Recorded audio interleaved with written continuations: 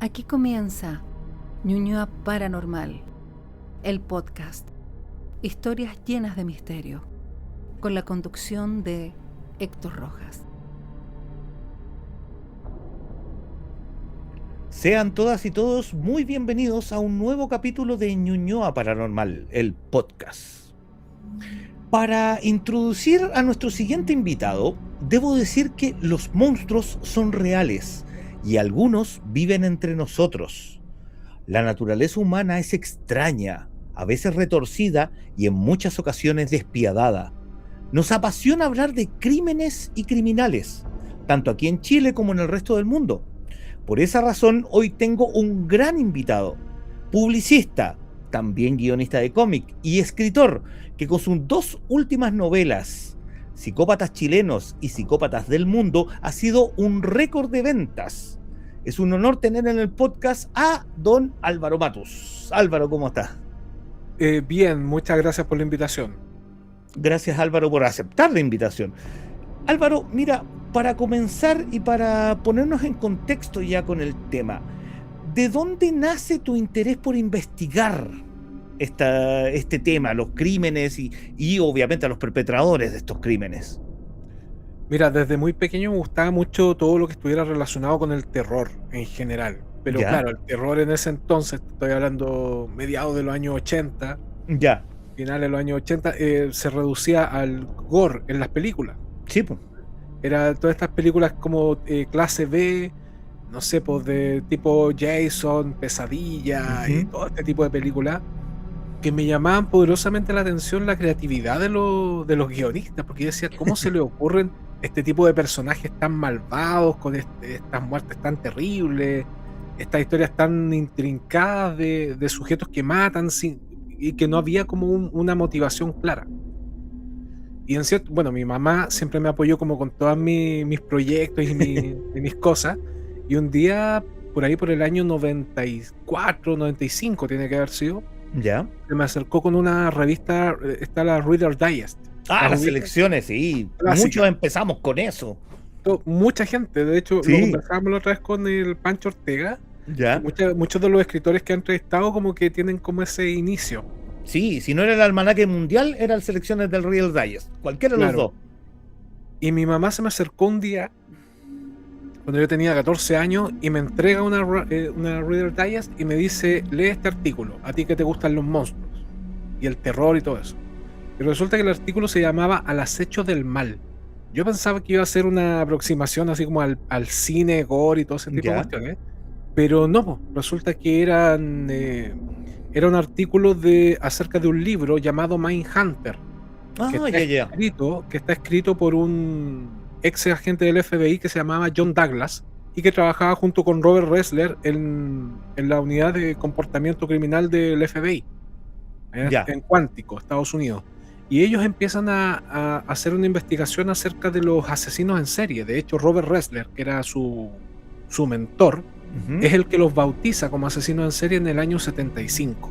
Ya. Y ellos empiezan a hacer un estudio acerca de la mente criminal y cómo estos sujetos que cometían crímenes espantosos, en el fondo no estaban locos, sino que eran psicópatas, personas que tenían fetiches o fantasías sexuales muy perturbadas y que las llevaban a cabo cometiendo estos crímenes.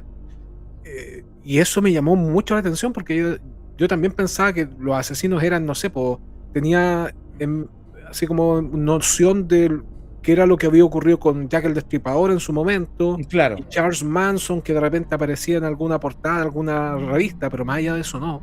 Y cuando Ujú. empiezo a investigar y a darme cuenta cómo estos expertos empiezan a sacar los perfiles criminales de estos sujetos, empiezan a analizar no solamente sus crímenes, sino también su infancia, su comportamiento en general con otras personas, Ujú. me pareció fascinante el trabajo que ellos hacían con este fenómeno, digamos, que ellos mismos empezaron a documentar, que era el del asesinato en serie. Y ahí parte mi interés por todas estas mentes perturbadas.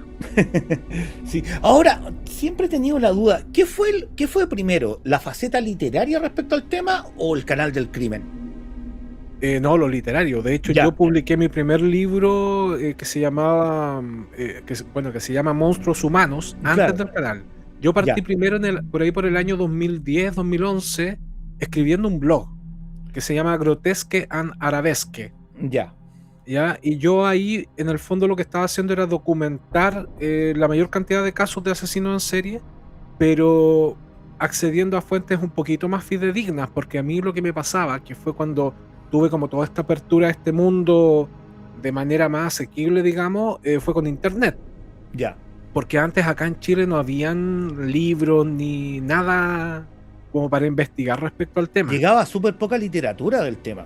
Sí, prácticamente nada, te diría yo. Sí, Y resulta que cuando llega internet empiezo a buscar información de estos casos, pero yo soy súper obsesivo, entonces me daba cuenta que las páginas a las cuales uno accedía la información no era fidedigna.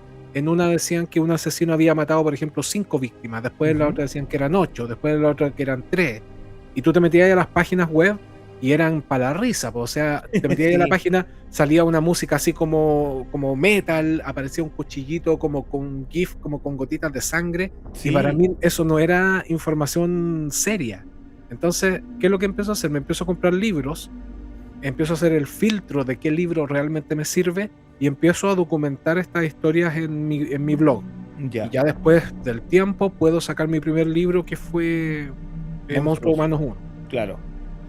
Uy, qué interesante. Y bueno, en este caso, una de las cosas que tú has dicho es que tú tienes, por esa obsesión y por ese interés por el tema, que tú tienes una biblioteca súper amplia, más de 250 ejemplares más o menos, relacionados con el tema.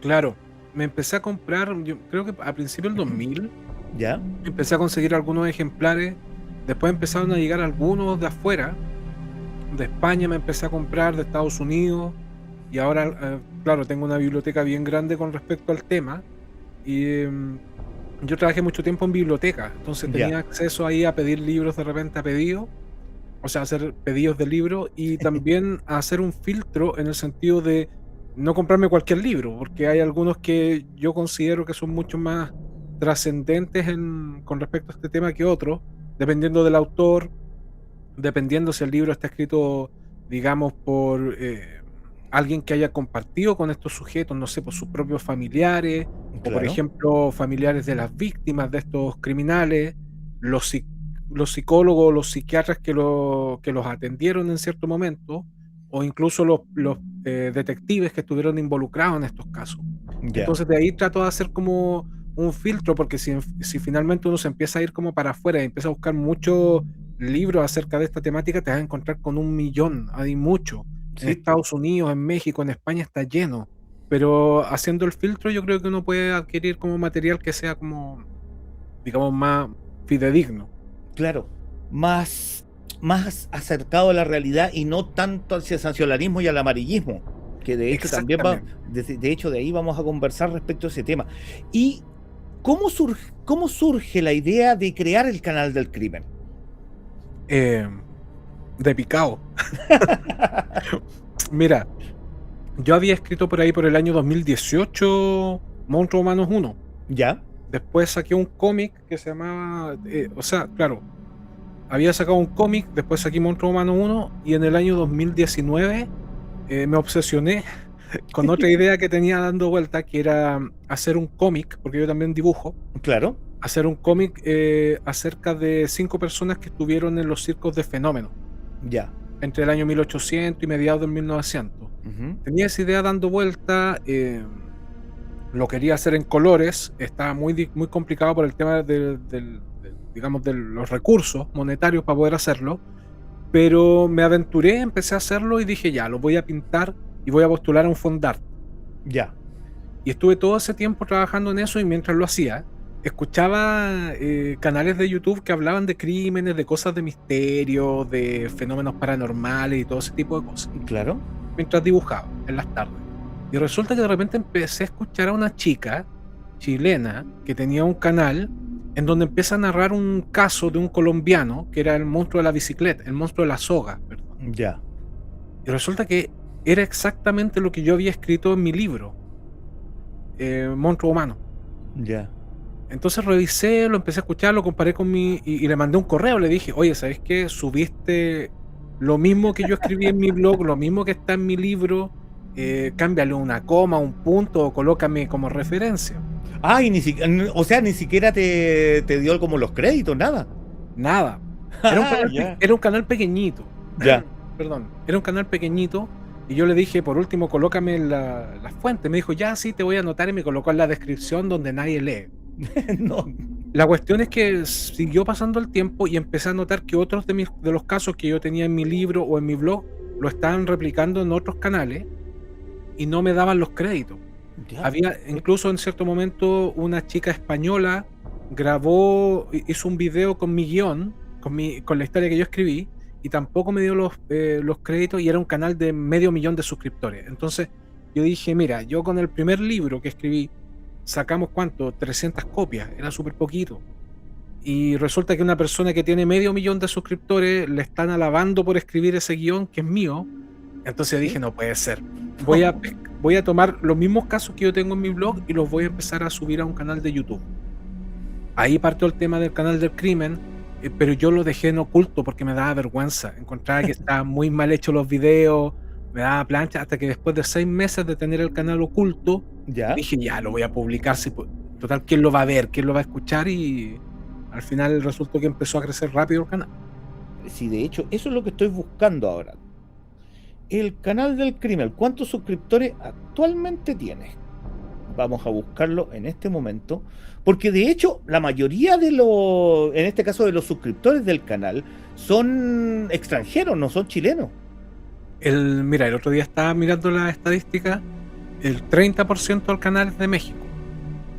Y de Chile, que está como en sexto lugar, tiene como 9%. Sí, pues sí, o sea, hay mucha cantidad de seguidor de México. Dice 873.000 suscriptores. Claro. Ese es el, ¿cómo se llama? Actualizado. Y claro, ha tenido harto éxito afuera, en Chile, bueno, y en el resto del mundo también. O sea, habla hispana en este caso. Claro. Derechamente. Ahora, ya metiéndonos en materia, derechamente, hay que partir, como siempre digo, por el principio. ¿Qué es un psicópata? Difícil pregunta. ¿Sí? Mira, yo no soy psicólogo, yo no soy psiquiatra, Claro. pero todo lo que yo he podido leer acerca del tema data de hace muchos años atrás. Uh-huh.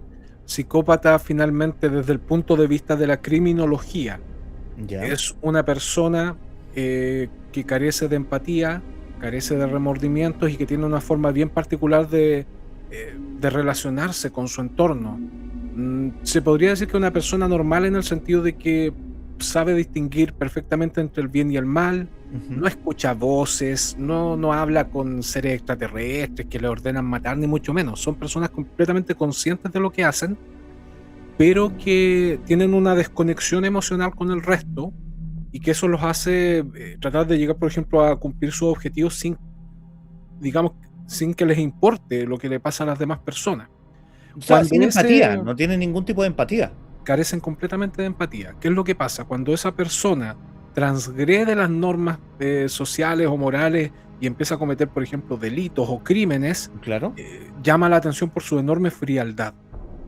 Hay que destacar que no todas las personas psicópatas van a cometer crímenes. De hecho, Ujú. se estima que el 10% de la población psicópata mundial son los que cometen los crímenes que nosotros conocemos. Es un Claro. porcentaje que no es muy elevado, pero cuando lo hacen, tienden a generar una conmoción, digamos, por esa impulsividad o por esa agresividad que demuestran, que no se sale de lo frecuente, digamos.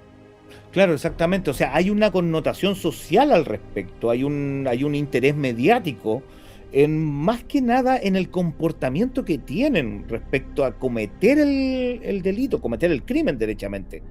Claro, es que pasan a hallar muchas cosas, pues, porque Sí. nosotros de repente podríamos entender que los crímenes se cometen, digamos, como por ciertos motivos. Por lo general es para obtener algún beneficio económico, por rabia, por celos.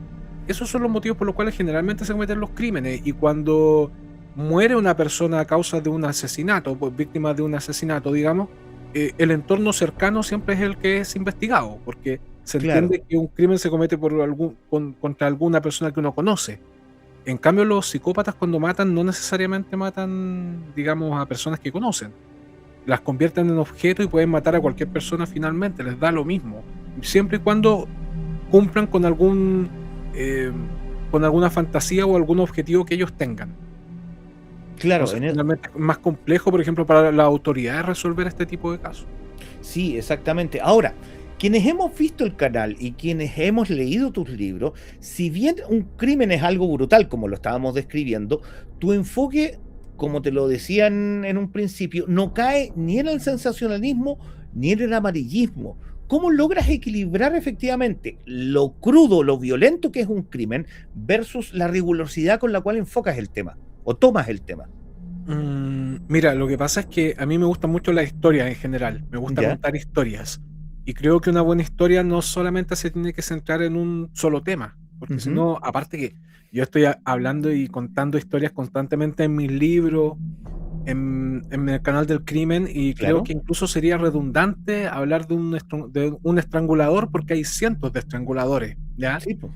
Yo creo que todos los casos tienen ciertos elementos que lo hacen llamativos, no solamente el acto de matar, sino que el contexto, por ejemplo, o el impacto que tuvo los medios de comunicación, los elementos anexos. Y Ya. no solamente por decorar la historia, sino porque son importantes. Cuando analizamos, por ejemplo, los crímenes que se cometen en Estados Unidos en cierto periodo de tiempo versus los que se cometieron en la ex Unión Soviética, claro, siguen siendo crímenes, pero los elementos son los que los distinguen. En Estados Unidos eh, había muchos criminales, por ejemplo, que cometían esos actos incluso por conseguir fama. De Ya. hecho, hoy en día los tiradores en serie en parte lo hacen por eso, los tiradores en masa. Me refiero a estos Claro. asesinos que van a los colegios y abren fuego contra las personas que están allí. En cambio, por ejemplo, los asesinos en la ex Unión Soviética en ese periodo, había un 25% que eran caníbales. Entonces yo de repente decía, pero ¿por qué el canibalismo en la Unión Soviética, los tiroteos en Estados Unidos, y tú empiezas a revisar casos de otros países, se empiezan a repetir algunos patrones que son regionales incluso? Ya. Todos los elementos externos, la cuestión social, Ujú. las condiciones de vida en las cuales las personas se van desarrollando, influyen finalmente en el tipo de criminales, pero no es el Ya. único factor. O sea, acá podríamos mezclar lo que decía Lombroso, donde Ya. se dice que hay un factor tal vez como genético, y al mismo tiempo lo que decía Lacasagne, que la sociedad es como el caldo de cultivo del crimen. Entonces se van mezclando elementos y al final cada asesino tiene como una fórmula distinta para crearse. Creo que eso es importante. Creo que es importante el enfoque, por ejemplo, en los medios de comunicación, de cómo se Sí. abarcan estas historias. Yo creo que todo influye. Entonces por eso me gusta que cuando yo cuento una historia criminal se tomen en cuenta todos esos factores. O sea, en este caso, más que nada, no solamente centrarse en el acto, sino que también darle contexto. Exactamente.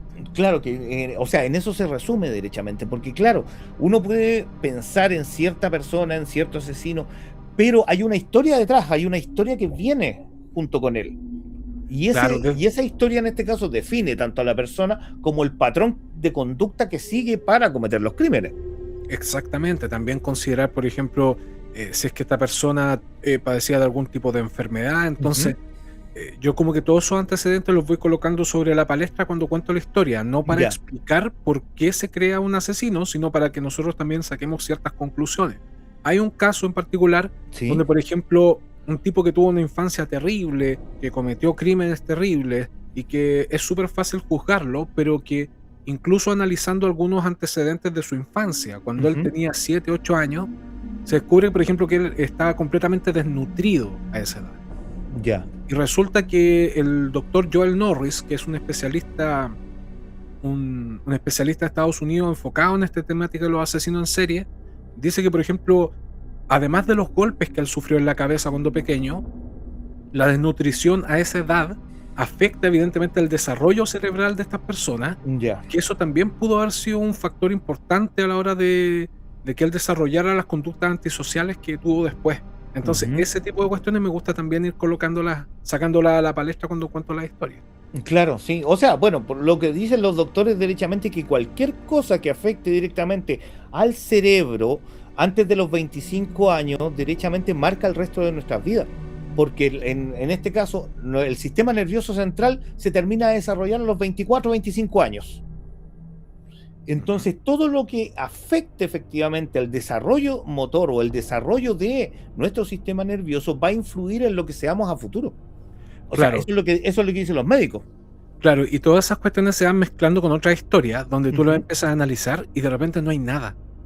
No encuentras ningún elemento traumático, ni un golpe, ni alguna enfermedad mental que explique el comportamiento. Entonces, yo creo que dentro de toda esta cuestión de la criminología, Sí, finalmente todavía existe un factor X que no ha sido determinado, que no se sabe qué es lo que realmente impulsa a estos sujetos a matar. Porque si hacemos una radiografía, mucha gente ha sufrido golpes en la cabeza, ha sufrido de sí, abusos en la infancia, ha tenido eventos traumáticos, incluso padece de algunos trastornos de la personalidad o enfermedades mentales y no se claro. convierten en asesinos. No, Entonces hay algo no ahí. necesariamente, claro. Hay un gatillante que lo más probable que, o sea, de hecho todavía no se ha encontrado al respecto. Ujú. Ahora, Álvaro, ya, pasando a tu libro, al Psicópatas Chilenos, que nos toca derechamente más de cerca, ¿cómo escogiste los casos que ahí expusiste?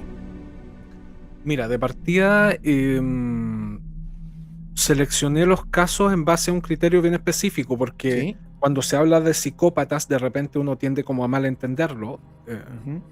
Se tiende a tildar de psicópata a cualquier asesino y no es así. Hay muchos otros Exacto. motivos por los cuales un sujeto puede cometer un crimen. Pero en este caso, y en el caso también de Psicópatas del Mundo, primó el hecho de que estas personas fueran diagnosticadas por expertos Ya. como psicópatas. Por ejemplo, el caso de María El Pilar Pérez fue Ah, ya. entrevistada por Rodrigo Dresner, que es un psiquiatra, un connotado psiquiatra de acá chileno.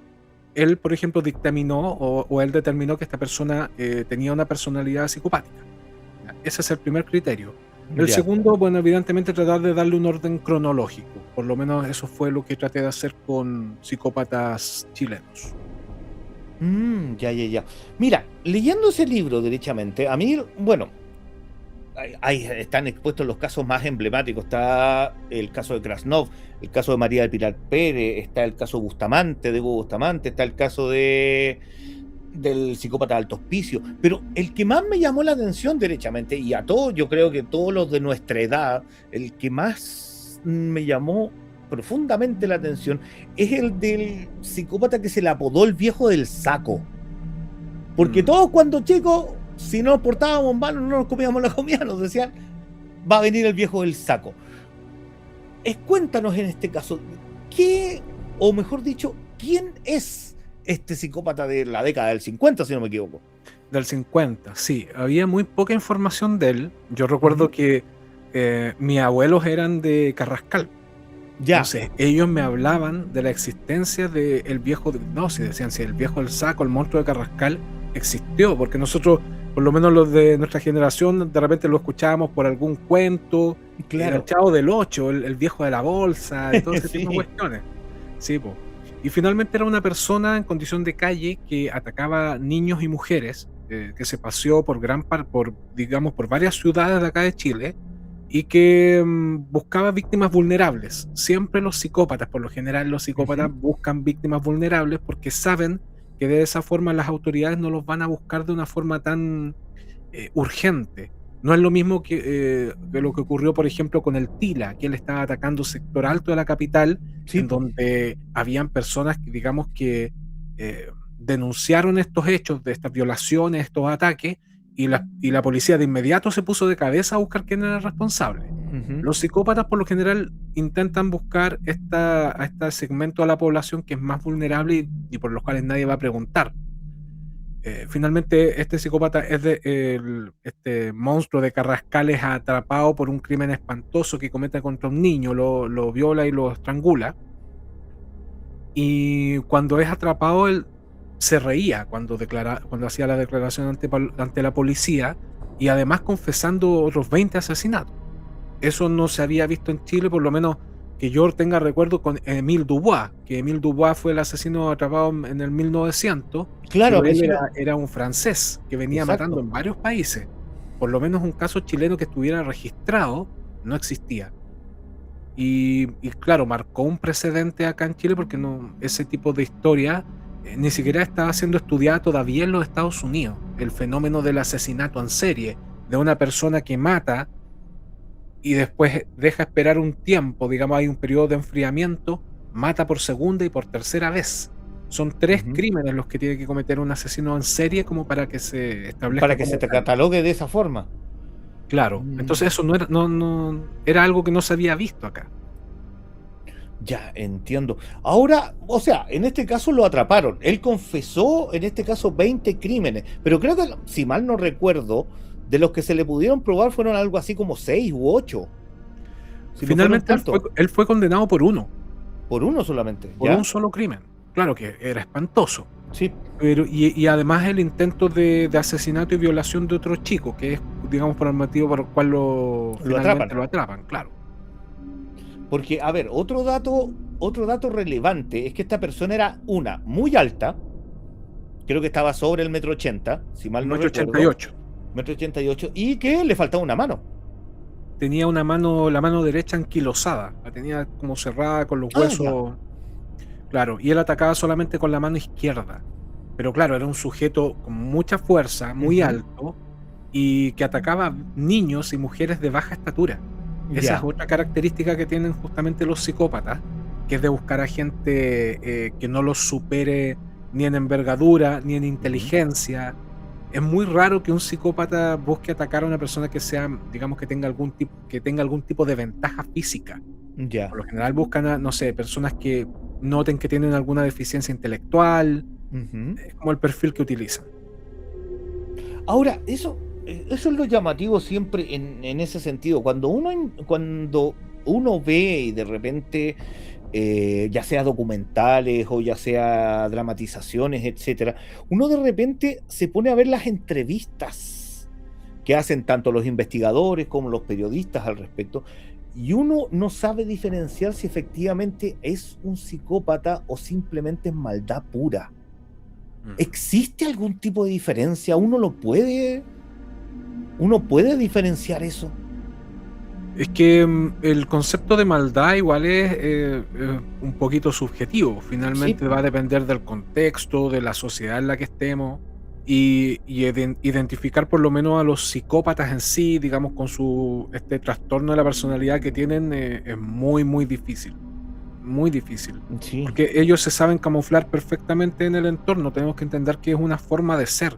No es que nosotros le hagamos un examen de sangre, un escáner al cerebro y podamos tener, digamos, algo claro al respecto. Hay algunas personas algunos estudios que indican que los psicópatas tienen una baja actividad en el córtex prefrontal. Y eso hace que ellos carezcan de empatía. Pero hay personas que por una enfermedad, por ejemplo, o por un golpe en la cabeza pueden desactivar esta parte y tener el mismo tipo de conductas o no. Entonces, es muy variable. Entonces, claro, o sea, es muy difícil en este caso hacer esa diferencia, como te decía yo. Ahora, respecto al libro, otro caso que también es muy impactante y muy traumático de leer es el caso de Hugo Bustamante. Sí, yo creo que es uno de los casos más actuales que tenemos acá en el país de asesinato en serie. Y eso otro lo hace en este caso diferente porque es actual. ¿Habrá pasado cuánto? ¿Un par de años? Sí, en el año 2020, si no me equivoco, es cuando Hugo Bustamante asesina a Ámbar Cornejo de una forma atroz, que era la hija de su actual pareja, pero resulta que Hugo Bustamante se había hecho famoso porque había matado a otra expareja que tenía junto con su hijo. Los había matado en el año 2000, creo que fue 2010, por ahí,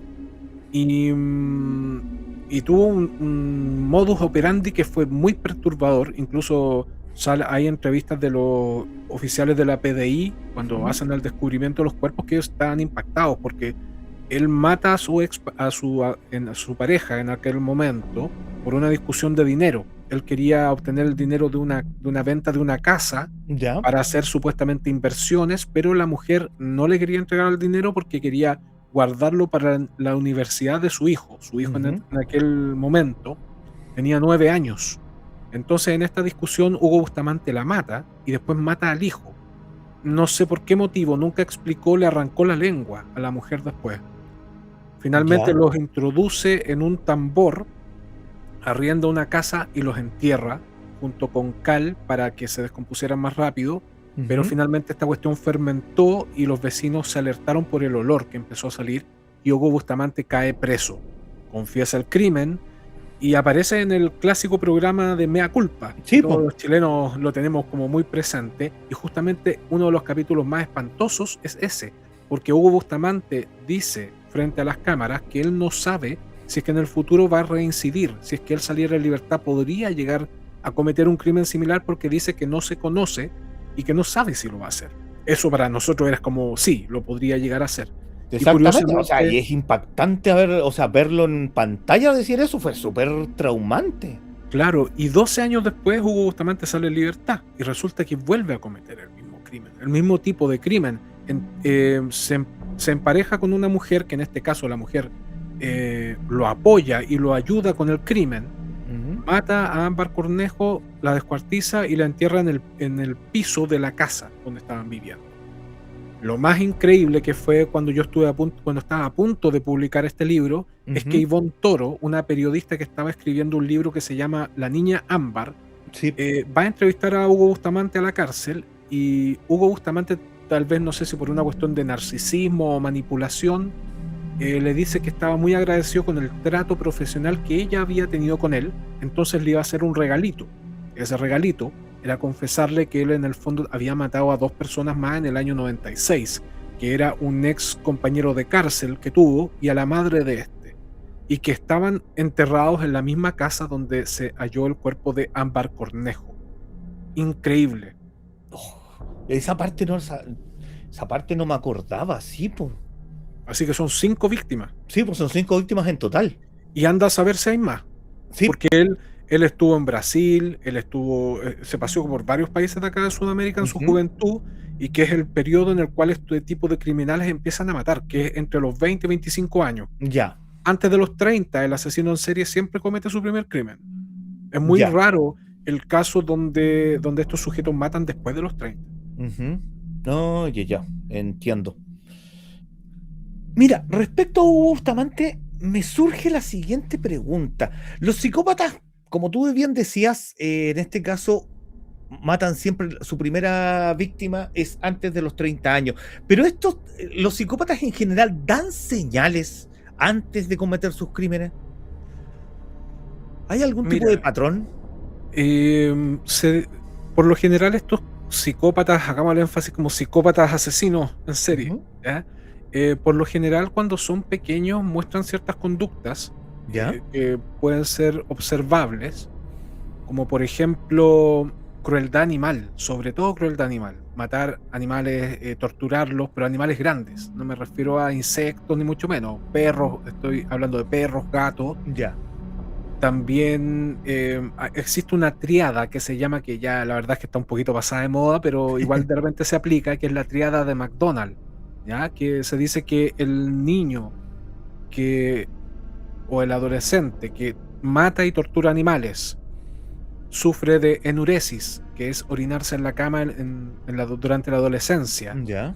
y comete actos de piromanía, posiblemente en el futuro tenga conductas agresivas y violentas contra los seres humanos. También Ujú. hay algunos estudios que indican que toda esa falta de empatía de alguna forma se ve reflejada en conductas de exhibicionismo, manipulación, mentiras excesivas.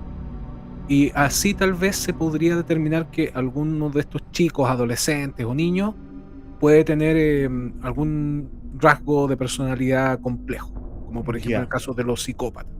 Pero ya cuando son adultos es más difícil porque finalmente durante toda su vida han aprendido a fingir, a entender cómo es su entorno, a adaptarse. Tenemos que entender que muchos de estos psicópatas, que no son asesinos, finalmente son psicópatas integrados, que funcionan perfectamente en una sociedad, que no Claro. van a cometer ningún tipo de crimen, que de hecho van a poder conseguir empleos que son súper bien remunerados y que de alguna u otra forma le otorgan esa sensación de control que ellos siempre buscan. Por ejemplo, meterse en las Fuerzas Armadas, o ser guardia, o ser abogado, doctor, donde algunas conductas que son que ameritan, por ejemplo, una frialdad emocional o un distanciamiento con la otra persona, son indispensables.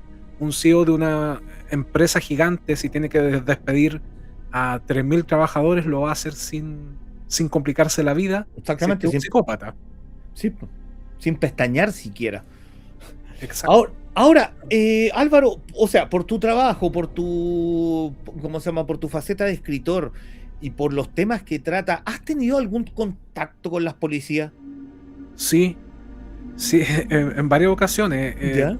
Y con el canal, sobre todo, me acuerdo que yo, por lo general, en el canal hago directos, donde converso con la gente, y como mucha gente es de México, de los que me siguen, me proponían hacer casos de narcos, ¿ya? Los Ya. narcos allá de mexicanos, porque claro, ellos no solamente manejan todo el tema de la droga, sino que hay una suerte como de competencia entre quien comete la ejecución más brutal, y que estas ejecuciones se difunden por redes sociales. De hecho, hay un blog por ahí que está dando vuelta que se llama el blog del narco, donde se muestran videos de cómo ejecutan a las personas y ya se transforma en algo de... es como ver una película como un slasher de los años 80, porque son espeluznantes.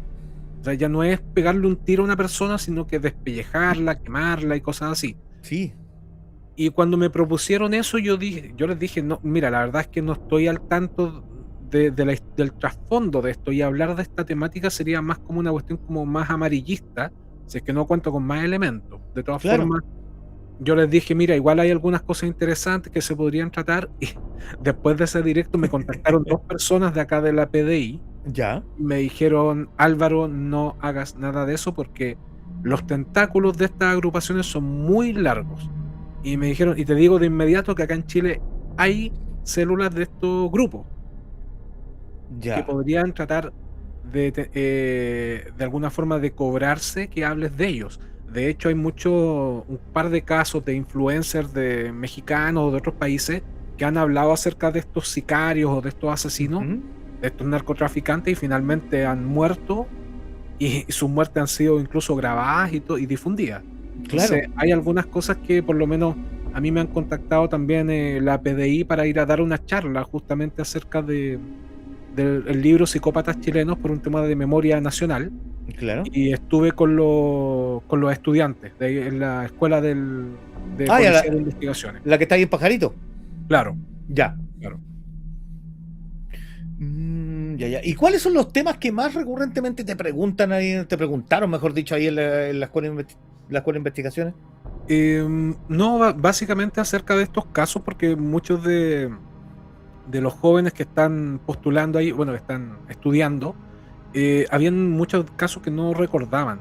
Y yo traté de hacer un poco de énfasis con respecto justamente a la idea de Psicópatas Chilenos, que no era la idea, no era hacer un libro recopilatorio de toda la información que existía, sino es más bien un libro referencial, que de ese tipo, por lo menos lo único que yo recordaba que existía era un libro de René Vergara del año 60, así, más o menos.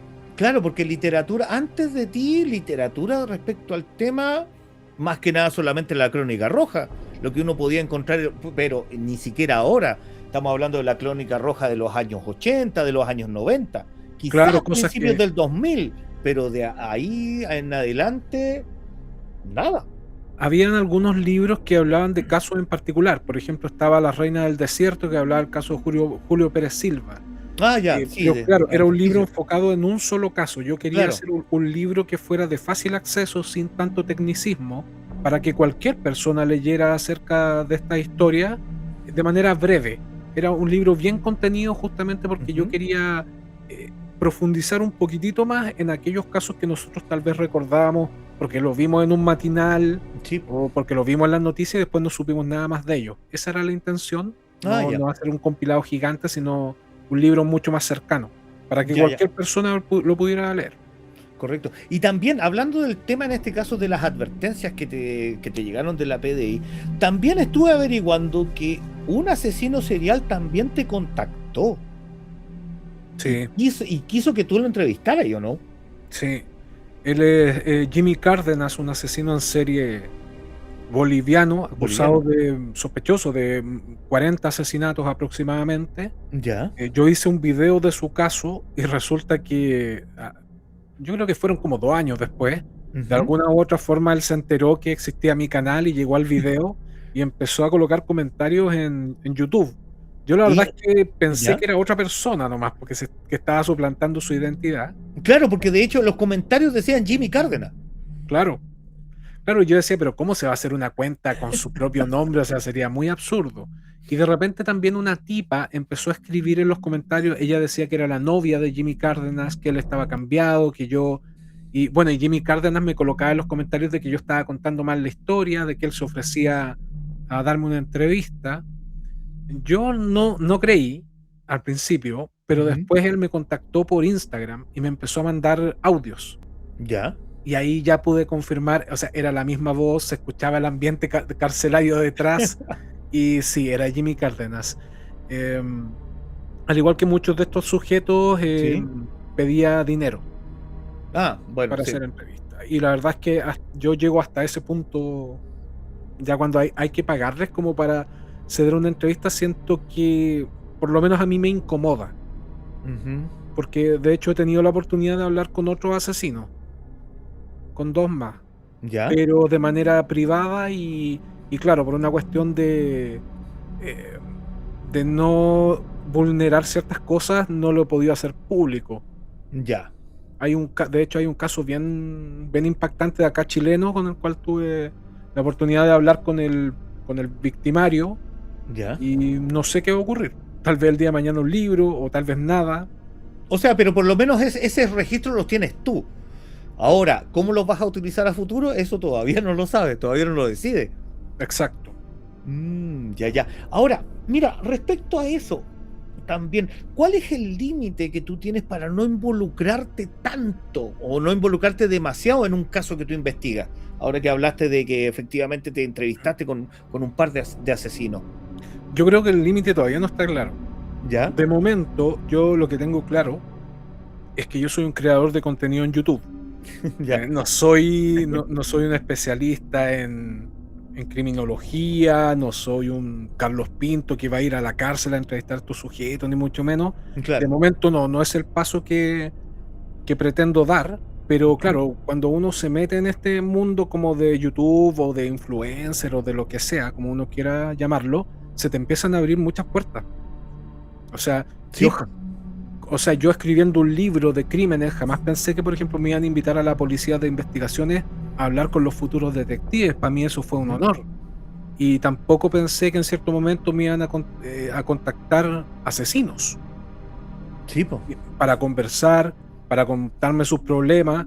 Entonces, se te empieza a cambiar un poquito el panorama y uno ahí tiene que irlo evaluando. De momento, yo soy un creador de contenido acá en YouTube, escritor, se ha creado una comunidad muy sana y muy linda con la cual yo puedo compartir Sí. y de momento estoy en eso. Si se van dando otras cosas y se va dando, digamos, de manera orgánica, tengo que evaluarlo y tomar una decisión. Claro. Mira, como te decía, tú en este caso hablaste con los asesinos, pero también has tenido contacto con las víctimas, o en Sí. este caso con familiares de las víctimas, mejor dicho. Ujú. ¿Te cambia la perspectiva respecto al caso que tú estás analizando al hablar con los familiares derechamente? Sí, porque yo creo que independiente de que uno tenga como esa conciencia, porque yo siempre la he tenido de que las víctimas no son solamente números, sino que son personas que Claro. existieron, que sufrieron, pero el hecho de poder conversar con los familiares de las víctimas te cambia un poquito más porque te vuelve a aterrizar, te vuelve a colocar como en ese lugar Ujú. donde hay personas que de verdad que todavía no creen lo que ocurrió ni cómo ocurrió, cuando son de formas muy particularmente espantosas. Y, y claro, uno cuando, o por lo menos yo cuando comencé a hacer todo este trabajo, lo veía siempre a través de un libro, de un documental en televisión o en YouTube, y de repente Claro. tener a la persona que está ahí y comentarte todo lo que sufrió, todo lo que padeció, y otros antecedentes con los cuales no contaba, digamos, como para investigar o para informarme, claro que te cambia. Te da otra perspectiva y te hace reflexionar más acerca de lo que tú estás haciendo también, porque muchas veces cuando se habla de este tema del crimen, Ujú. mucha gente, por ejemplo, cuando me entrevista, me habla de true crime. Y yo considero que lo que yo estoy haciendo, no sé si es true crime, porque true crime para mí es como más ligado al entretenimiento. Sí, Cuando la gente ve, por ejemplo, la serie de Dahmer o la serie de Ed Gein, es entretenimiento, donde incluso los guionistas se toman libertades creativas para ir claro. adornando la historia y hacerla más entretenida o enganchar más. Yo lo que estoy tratando de hacer en el fondo es como una mezcla tal vez entre crónica policial, true crime, pero más tirado a lo que es criminología. Sí. En el fondo es entender cómo funciona la mente del asesino Ujú. y mostrar esa perspectiva sin tanto tecnicismo para que la gente, digamos, de a pie, que no está acostumbrada a leer acerca de esto, igual enganche de alguna manera. Sí, lo mencionaba yo en un principio y por esa razón yo no he usado el término true crime, porque en este caso lo tuyo no es true crime, porque eso es ya más sensacionalismo, como lo mencionábamos en un principio, porque lo tuyo va por otra vía, va por el lado de entender el por qué, Exacto. más que en este caso mostrar simplemente el crimen derechamente, sino que todo lo que viene detrás de, que concluye con el hecho propiamente tal, el hecho de sangre. Claro, de hecho, muchas veces el true crime colinda de repente un poco con todo lo que es no solamente el amarillismo, sino Ujú. también romantizar a estos individuos. Claro. Eso me parece súper, súper negativo igual. Eh, no siento que de repente en algunos lados se hace y que no es como lo correcto. Se le atribuyen cosas o características a estas personas que ni siquiera tienen, o se tiende a pensar que todos estos sujetos son súper inteligentes y súper carismáticos y súper Ujú. atractivos, y muchas veces no es así. Son personas No, muy normales. Es como que encuentro más aterrador el hecho de pensar en la banalidad del mal que en que sean sujetos tan espectaculares y tan llamativos. exacto. O sea, le diste en el punto. Es como banalizar el hecho de un homicidio, que es terrible. Claro. Es banalizarlo. Ahora, mira, volviendo al tema un poco de la PDI y de, en este caso, de Julio Pérez Silva, lo que es el psicópata de alto hospicio. Derechamente en ese caso vimos una negligencia manifiesta tanto de las policías como de, ¿cómo se llama?, de las autoridades en general respecto a ese caso, en cómo se dio. Hoy, que tú tuviste la oportunidad de conversar con los futuros detectives y lo que pudiste investigar del caso, ¿estamos, o mejor dicho, las autoridades están mejor preparadas para enfrentar un caso similar a ese? ¿O si es que se vuelve a dar esa circunstancia? Difícil pregunta. No sé si por experiencia, nosotros de repente acá en Chile tendemos a cometer los mismos errores del pasado. Sí, aprendemos a Eh, la mala. es una Sí. constante y es lamentable. Pero como que tenemos como una memoria a corto plazo muy pésima. Ujú. Así como sociedad chilena, de verdad que deja mucho que desear. Los chilenos somos más reactivos que proactivos. Exactamente. Sí. Yo creo que la única forma, o sea, el único mecanismo que nosotros contamos al día de hoy como para reaccionar de mejor forma ante este tipo de casos, como el de Julio Pérez Silva y los asesinatos de alto hospicio, Claro. es el avance tecnológico. Ujú. Yo creo que eso es lo que nos podría ayudar, porque efectivamente se resuelven más crímenes a día de hoy gracias a todas las herramientas con las que contamos ahora. Pero crear conciencia con respecto a la vulnerabilidad de algún sector de la población, creo que todavía nos falta. Nos Además, falta. tampoco se ha pensado mucho en lo que es algo que es súper importante, que es justamente el tema de la salud mental en Chile. No, ahora está completamente dejada de lado. Completamente. Es cosa de mirar, no sé, por ejemplo, todos estos influencers o memes que salen en internet, y tú te das cuenta que la gente que está accediendo a internet son personas que tienen, o que aparecen en estos realities de bajo presupuesto, son personas que tienen problemas mentales graves y que se están haciendo populares, y porque son un chiste. Y a la gente le da risa que alguien sea esquizofrénico, le da risa que alguien sea depresivo, le da risa que alguien tenga algún tipo de discapacidad mental y que se exponga, pero no hay una conciencia de lo que realmente eso implica, que yo creo que es bastante grave. Sí, pues. Sí, o sea, es bastante complicado verlo tanto en redes sociales como en televisión misma. Si ese es el punto. Claro. Y ahora, Álvaro, a tu juicio, de todo lo que has investigado hasta el momento, ¿cuál es quizás el caso chileno que más te ha impactado conocer, saber y conocer? Hay un par, pero yo te diría que uno de los que más me marcó fue el de Alto Hospicio. Sí. Yo recuerdo cuando empezaron a salir las primeras noticias de la desaparición de estas chicas. Ujú. Claro, yo soy un obsesivo de este tema, entonces yo veía las manifestaciones de los familiares diciendo que las chicas habían ido al colegio y que habían desaparecido. Y yo decía, ¿no será un asesino en serie?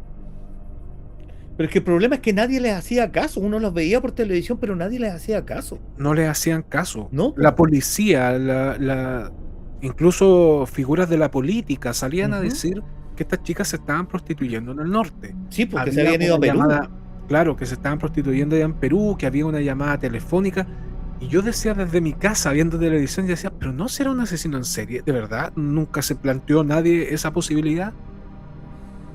Y de repente, en un reportaje, digamos, en las noticias, recuerdo que muestran a la abuela de una de estas chicas Claro. buscando en un basural a ver si encontraba alguna pista, en un basural que estaba en mitad del desierto, y Sí. encuentra los calzones de su nieta. Te juro que cuando yo vi eso me dio una cuestión en la guata y dije, no, acá hay un asesino en serie, pero ¿cómo nadie lo dice? ¿Cómo nadie sospecha? Y finalmente se dio de que efectivamente había un sujeto matando niñas, que mató a 14, otras fuentes dicen que tal vez fueron 19 o 20, Claro. y me pareció espeluznante. Sí, pues sí, ese es el tema. O sea, una de las chicas fue. Lo que gatilló es que derechamente una de las chicas que violó, o sea, que raptó y violó, quedó viva. Claro. Y por esa razón, en este caso, pudieron, con las muestras de ADN y que en este caso con el mismo testimonio de la chica que quedó viva, pudieron atraparlo, pero no antes. No había una investigación donde No. la policía estuviese coordinada para buscar a un sujeto que estaba raptando niñas. Exacto.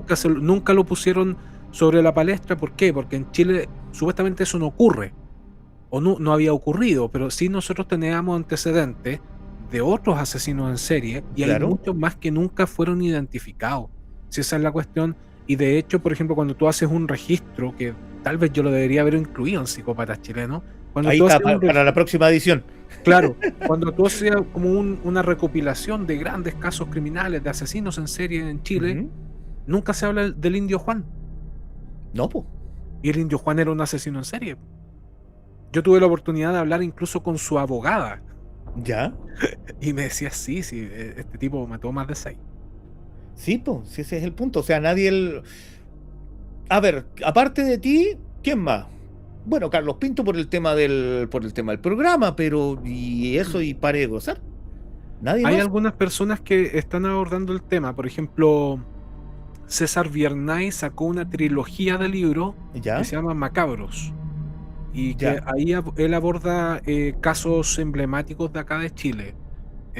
Está la Andrea Hartung, Ah, también, que sí, es sí, sí. periodista, que ella ha escrito un par de libros también, está, Criminalmente, y el otro creo que se llama Cazadoras, donde ella hace Cazadora, sí. una recopilación de mujeres asesinas. Exacto. Pero no hay más. ¿No? Que yo No, sepa, Rodrigo Dresner, que publicó un libro que se llama Psicópatas Seriales, y hasta por ahí. sí, pues. Sí, ese es el punto. O sea, más que nada lo que tendrían que hacer derechamente es tener un archivo al respecto de que las policías pudieran citar, como lo que se hace, por ejemplo, con Mindhunter, la serie, Claro. lo que la citábamos en un principio. Hay que tener en este caso perfilado efectivamente esa clase de psicopatía, esa clase de, por así decirlo, de historiografía, cosa de que si se vuelve a repetir, y de hecho lo más seguro desgraciadamente es que se va a volver a repetir, que las policías en este caso tengan las herramientas necesarias para poder identificarlo desde un principio. Claro, acá lo que pasa es que se basan mucho en lo que es más la criminalística, Sí, no la criminología. Porque la criminalística, en el fondo, tú puedes encontrar al responsable de un crimen, digamos, analizando la escena, el cómo se cometió, pero el por qué se cometió, eso la verdad es que son cosas que en países como Chile, la verdad es que pasan a ser como cosas anecdóticas. La verdad Porque es que, porque son hechos muy aislados claro, cuando aparece un asesino en serie. y además lo que ellos buscan, las autoridades lo que buscan es responsabilizar a un sujeto de un crimen. Sí, Fin. Si es responsable, se va a la cárcel, pero no estamos analizando el trasfondo del problema. Sí, yo creo que ahí está el tema, y en Estados Unidos o en Europa sí se ha hecho. ¿Cuál es el drama de nuevo que ocurre con todo esto? Que esas son realidades que son muy distintas a las nuestras. claro. Generalmente se dice que, por ejemplo, los asesinos en serie atacan en las grandes urbes, pero claro, esos son estudios que se hicieron de En nuevo, grandes en urbes. Europa y en Estados Unidos. ¿Qué pasa con las áreas que son más remotas, aisladas? ¿No hay Claro. asesinos en serie? También hay, po. Sí, pues sí, también hay. Sí, de hecho, ¿cómo se llama? Ahora vamos a hablar de tu último libro, Psicópatas en el Mundo, donde hay asesinos en serie en zonas más remotas que no solamente vienen en este caso, del primer mundo, por así decirlo. Ahora, Álvaro, primera cosa, ¿qué te motivó a escribir este último libro, Psicópatas del Mundo? Era un desafío ¿Ya? porque generalmente yo, si bien analizo casos que son chilenos, mi fuerte es como analizar casos de otras partes del mundo. Claro. Entendí en un principio que con psicópatas chilenos podíamos dar un batatazo acá en Chile porque era patrimonio nacional poco menos, por decirlo de alguna forma. O sea, mucha Y le gente fue, lo iba a y leer. a Psicópatas chilenos le fue muy bien. Sí, Y le está sí, yendo muy bien todavía. sí, porque claro, la gente que es de Chile quiere conocer también un poquito de su historia, aunque tenga estos toques medios macabros, pero Claro. es parte de la historia. Con Psicópatas del Mundo era una cuestión completamente distinta, porque yo sabía que la magnitud de los crímenes que han ocurrido en otras partes del mundo son como casi incomprensibles. O sea, ¿cómo podemos comprender que un sujeto mata a 100 niños? Sí, po. Eso, por lo menos, si ocurriera acá, sería una cuestión de la cual estaríamos hablando durante décadas. Exacto. Y entonces viene ahí el tema de mostrar una realidad distinta, pero de una manera bien particular. Traté de hacerlo, de que esto fuera escalando en perversión, que tuviera un orden cronológico y al mismo tiempo que partiera desde un terreno un poquito más conocido para todos nosotros. Por ejemplo, muchos de nosotros vimos la película del asesino del Zodíaco, entonces Claro. tenemos no sé, como que tal vez lo escuchamos, que estuvo en cartelera, algo así. Tenemos Jeffrey una Dahmer. noción de. Claro, Jeffrey Dahmer, Ted Bundy, que están como en boga todavía, pero de repente ya te empezás a encontrar con casos en el libro, con casos que ya no son tan conocidos, No. que curiosamente son incluso peores, Sí. los de Ted Bundy o Jeffrey Dahmer. Esa era como la sensación que quería provocar con este nuevo libro.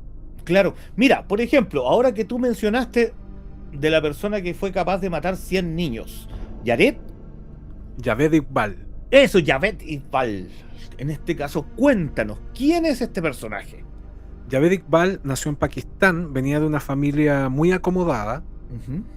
Él desde muy joven sintió una atracción por menores, de los cuales abusaba. Y en cierto punto de su vida, cuando ya la primera vez que fue, digamos, apresado y pasó por la cárcel por estos abusos, él continúa con estos abusos sistemáticos con menores y en cierta ocasión unos chicos lo golpean, unos adolescentes de 15 años lo golpean y estuvieron a punto de matarlo. Ya. A raíz de este incidente, él reacciona, se muere su madre y empieza a acumular una ira que tenía contenida y finalmente cuantifica su crimen, que eso es lo terrible. Él decide matar 100 niños. 100 niños era su meta, le pide ayuda a Dios, se consigue 2 cómplices y empieza a secuestrar chicos y los empieza a matar. El método de asesinato era espantoso porque él los torturaba, abusaba de ellos, los estrangulaba, los descuartizaba y después los disolvía en ácido. Y ese ácido lo tiraba, digamos, por las cloacas de ahí de Pakistán. Cuando él cumple los 100 asesinatos, porque él además quería entregarse a la policía, les sacaba fotografías a los chicos antes de matarlos y guardaba su ropa y sus zapatos para después tener una prueba ante los detectives de que él Ya, efectivamente había matado a estos chicos. Cuando mata a los 100 niños, se entrega a la policía, entrega todas las pruebas y finalmente él es condenado a muerte por estos asesinatos. Muere de una ya. forma muy extraña en la cárcel. Al final no la Sí, porque en transportan. este caso o sea, no lo ejecutaron por sus crímenes, sino que muere en la cárcel.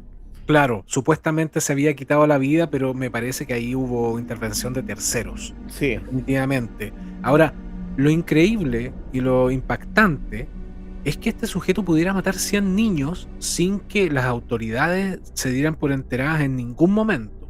Nunca nadie estuvo Ujú. buscando a esos niños porque eran justamente chicos de bajos recursos, chicos que vivían en la calle, Gente entonces, vulnerable. gente vulnerable. Sí, pues sí, al saber de ese caso realmente fue impactante. El otro caso también que a mí me impactó es el de un mexicano, de Adolfo Constanzo. Adolfo Jesús Constanzo, los narcos satánicos. Es el narco, no se me había olvidado el narco satánico porque mezcla como los cárteles mexicanos, mezcla brujería, mezcla rituales. Eso es como el caso como redondo, por así decirlo. Es como ¿Quién una fue Adolfo? película. Sí, ¿quién fue Adolfo Constanzo, Álvaro? Adolfo Jesús Constanzo fue el hijo de unos inmigrantes cubanos que vivía en México. Ujú. Él desde muy pequeño se crió, digamos, con su abuelo y con su abuela y con su mamá, que realizaban todo este tipo de brujerías y cosas así, y él Claro, se empieza a especializar en el palo mayombe. ya. El palo mayombe es una especie como de religión que mezcla como varias cuestiones como sincréticas que venían de allá del Congo Ujú, claro. y que llegan finalmente, digamos, a Cuba y él aprende todas estas cosas. Y esos rituales en muchos casos implicaban el sacrificio de animales para poder invocar a ciertos seres. Claro. Y él empieza a hacer como de la brujería y de todo este tipo de magia negra su negocio. Hasta Ujú, cierto punto él vivía de eso, leyendo la suerte, echando ya. maldiciones o curando a personas. Pero en cierto punto de su vida se empieza a relacionar con los cárteles de droga de allá de México, porque él sabía que ahí había mucho más dinero para Sí. cobrar. Y ahí es cuando empieza a cobrar mayores cantidades de dinero, pero a base de sacrificios humanos, porque él sentía que matar a una persona era mucho más impactante que sacrificar, por ejemplo, un conejo o una Ujú. gallina en sus rituales, sino que matar personas hacía que estos rituales además tuvieran mucho más poder. Y efectivamente le empieza a ir muy bien en México con los narcotraficantes que querían pasar sus productos hacia Estados Unidos. Claro. Ya finalmente cuando lo atrapan, o sea, cuando descubren todo esto, lo que estaba haciendo Adolfo Jesús Constanzo con un grupo de seguidores, también muere en circunstancias bien extrañas, enfrentada con la policía, y se destapa toda esta red, digamos, de adoradores de Constanzo, porque era gente que estaba, que creía fielmente en que era un sujeto que podía predecir el futuro, que Ujú. podía, digamos, crear esta suerte como de rituales que tenían un efecto real. O De sea, ahí, ya estamos hablando de una secta. claro, claro, era una secta que lo seguía y que se hacían los rayados del palo mayombe, Ya. por ejemplo, para protegerse de las balas de la policía. Entonces Mm, ellos se enfrentaban contra los agentes sin tener miedo a morir porque decían, no, si yo voy con un huesito que me entregó Constanzo, estoy rayado y el padrino no me va a fallar, a mí no me van a poder matar porque estoy inmune a las balas. Era ese el nivel de de fanatismo. manipulación que él tenía y del fanatismo de la gente. Claro. Otra característica de los psicópatas que es justamente controlar al resto, ser unos narcisistas Ujú. y manipular para obtener beneficios. Sí, exactamente. O sea, el caso de Constanzo es sorprendente, por como decir, tiene como todo. Es una película, es un film, porque lo tiene todo. Sí. Es- o sea, y el nivel de crueldad y de brutalidad que tenía Constanzo también muy, es muy heavy. Ahora, Álvaro, lo mencionábamos en algún principio respecto a que la mayoría de las personas que nosotros hemos nombrado, la mayoría de los asesinos que nosotros hemos nombrado, son hombres. Pero ¿y qué pasa con las mujeres? Mira, dentro de la población psicópata, el 8% son mujeres. ¿Ya? Es poquito, Sí, pues. es poquito, muy poquito. Ahora, también hay que pensar que las mujeres cuando matan son mucho más sutiles, porque Sí, pues. también sus motivaciones son distintas.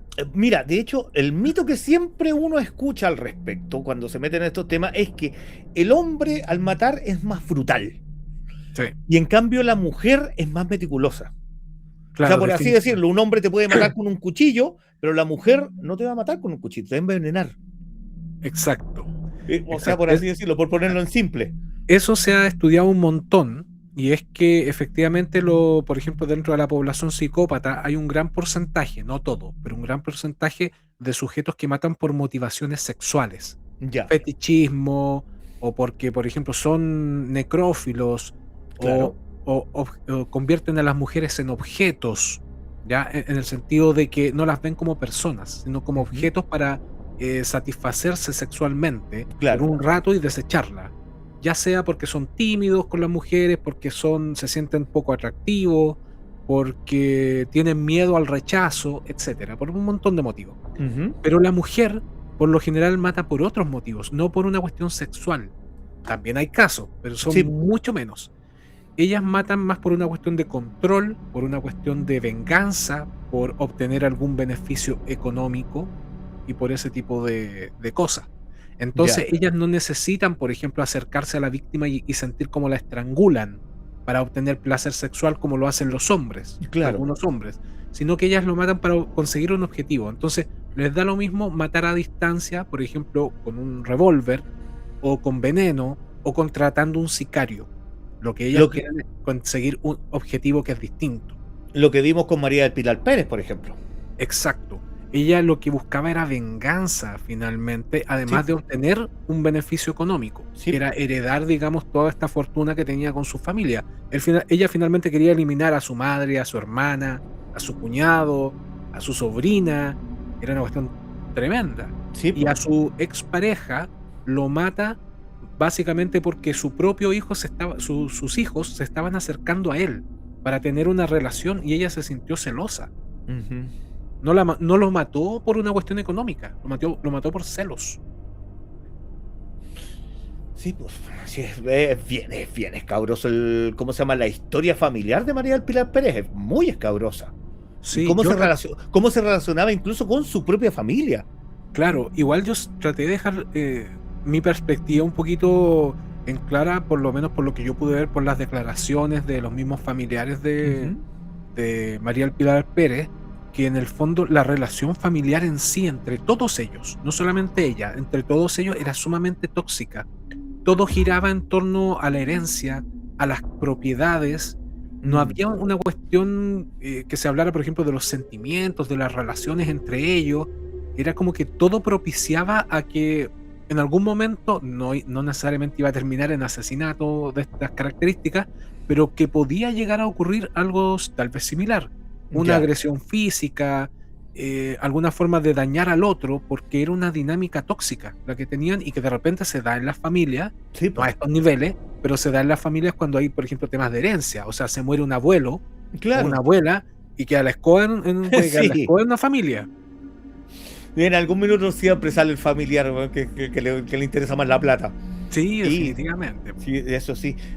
A ver, Álvaro, pero volviendo a psicópatas del mundo, ¿cuántos casos incluyen este último libro? Son 13 casos criminales. De los Claro, cuales nosotros vimos dos solamente. claro, claro, Así los que otros ahí están están todavía ahí, pendientes para no hacerle spoiler. exacto, para no hacerle spoiler, así que ya saben, o sea, tanto psicópatas chilenos, que ya va como en cuanto, como en la quinta, sexta edición, Sí, más o menos. que es un exitazo que es del año pasado, y Psicópatas del Mundo, que salió recién ahora en abril. Sí. También están los dos disponibles en todas las librerías para que los puedan, en este caso, adquirir. Y el último tema que quiero tratar contigo, Álvaro, es ¿por qué crees tú que estos temas, ya lo vimos con los libros, los vimos recién con la cantidad de seguidores que tienes en el canal, ¿por qué crees que este tema llama tanto la atención? Eh, Yo creo que hay varios motivos. Hay una cuestión de, evidentemente, de curiosidad relacionada a estos sujetos, a Ujú. cómo pueden actuar de manera tan fría, tan descarada en algunos Sí, casos.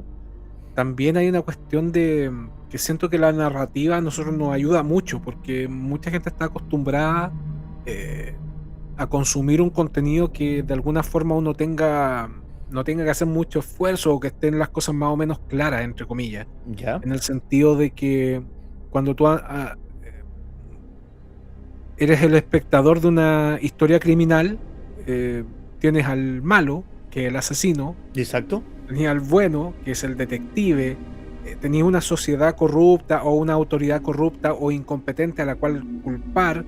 Entonces es algo que es fácil de digerir. Ahora, cuando tú te empezás a meter de cabeza en estos temas, te das cuenta de que no todo es blanco y todo es negro.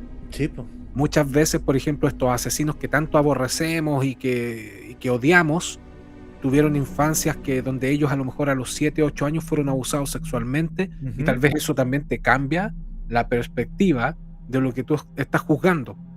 Al mismo tiempo, yo creo que la maldad humana siempre ha llamado la atención. Sí. Siempre ha despertado como esa curiosidad de saber por qué estas personas disfrutan con el dolor del otro o por qué hacen lo que hacen.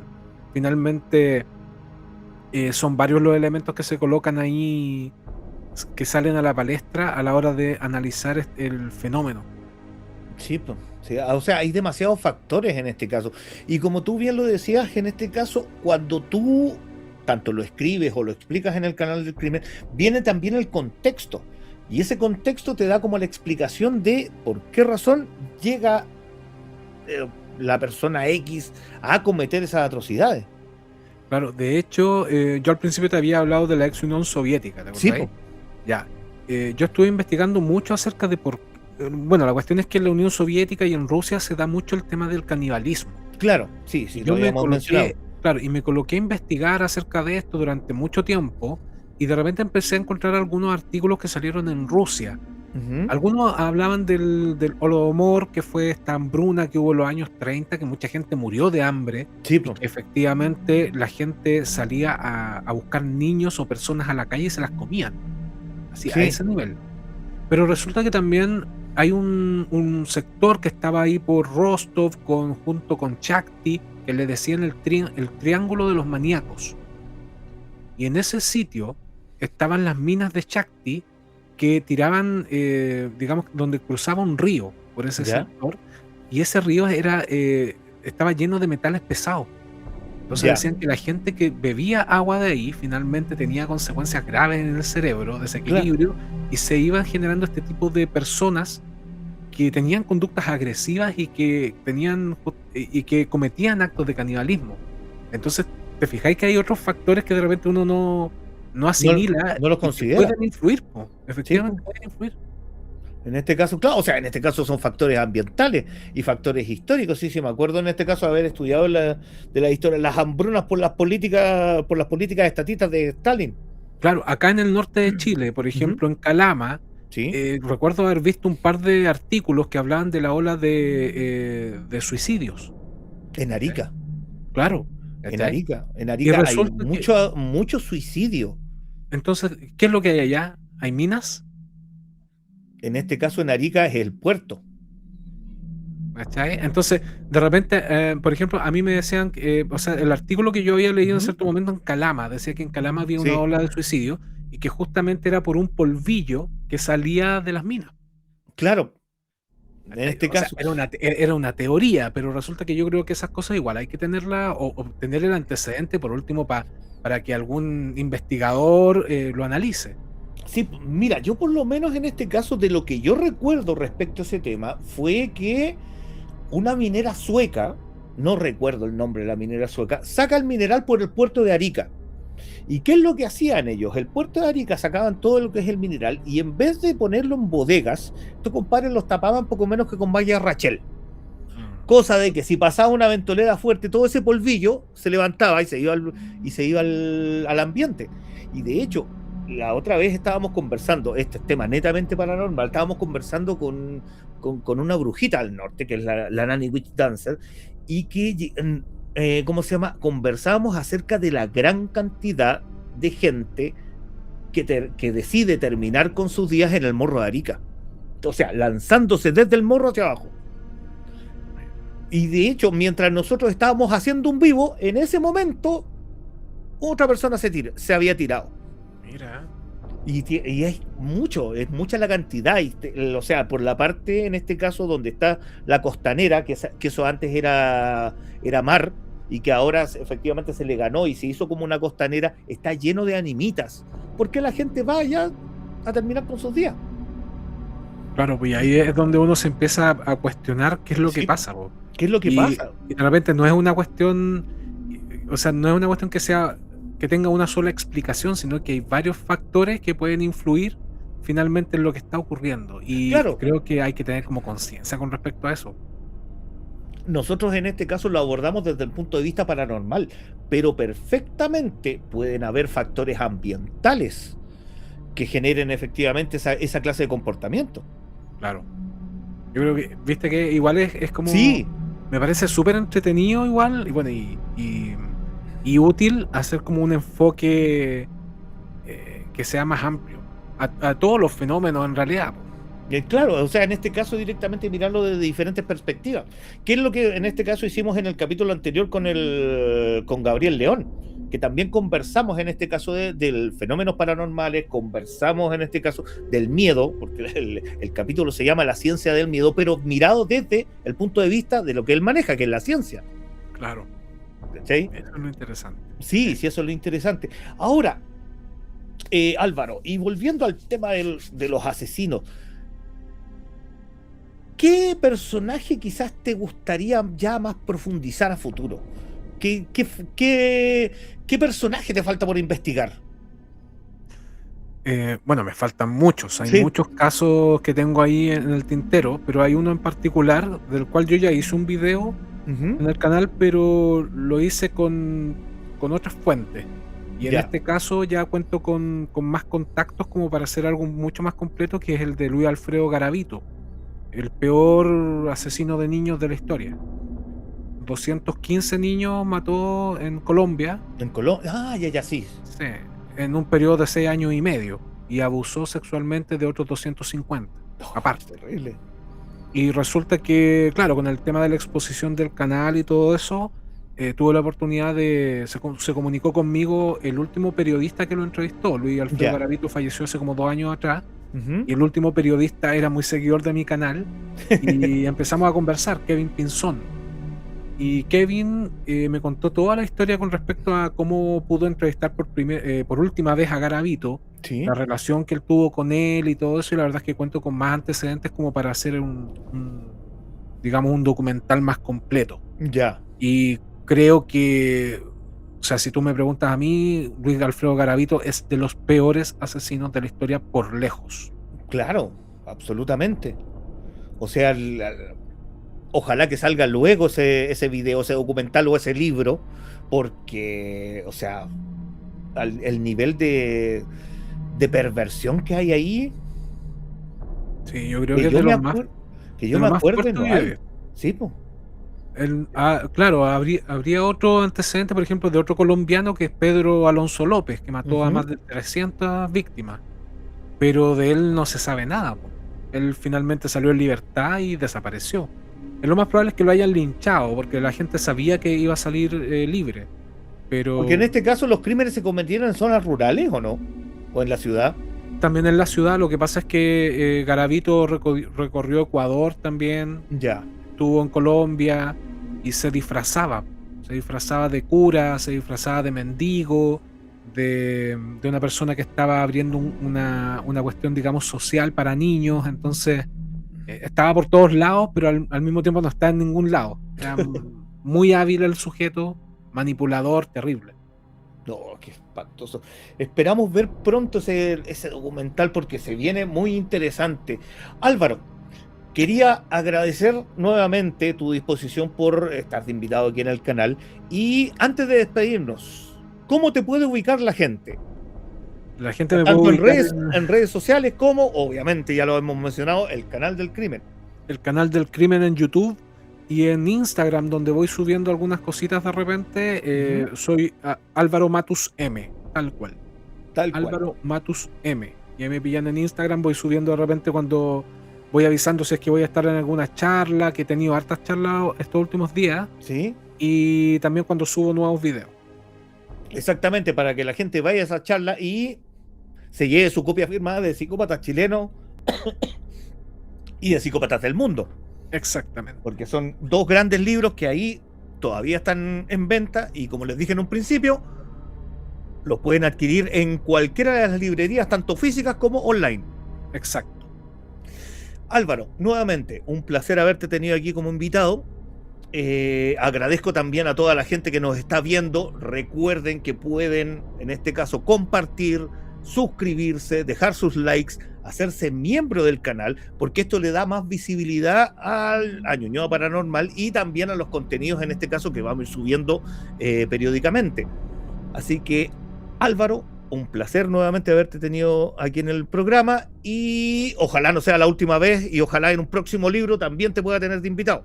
Cuando usted quiera, nomás me avisa y yo vengo para acá. Ningún problema, lo pasé súper bien. Muchas gracias, Álvaro. Y por mi parte me despido y nos estamos viendo en el próximo capítulo. Así que nos vemos. Chao, chao. Nos vemos.